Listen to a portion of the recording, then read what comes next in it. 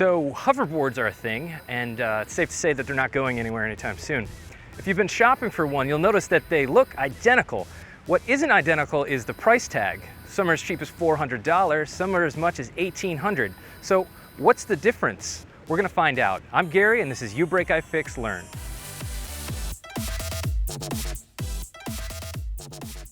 To find out what gives, we ponied up the cash for both the $1,800 version as well as a few of the $400 versions. And immediately we took them apart. Right off the bat, we noticed the shells, lights, and buttons were all pretty much identical, but it's important to note that we tried swapping the shells and they were not interchangeable.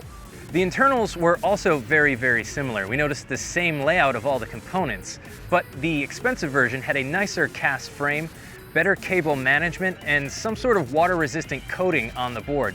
Also present in the expensive model is an extra circuit board that handles the key fob that'll let you lock your board remotely. After our thorough physical investigation, we found more similarities than we did differences. So we thought it'd be a good idea to take the boards outside and do some field testing and look at those intangible differences.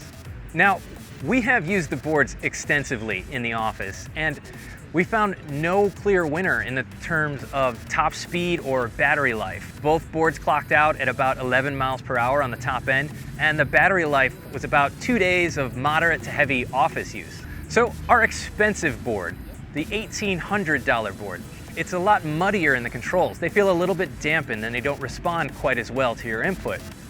Due to those dampened controls, however, the board is a little bit more friendly to beginners. Also, the board's a little bit more stable at high speeds. This is probably because it doesn't respond quite as quickly to your movements.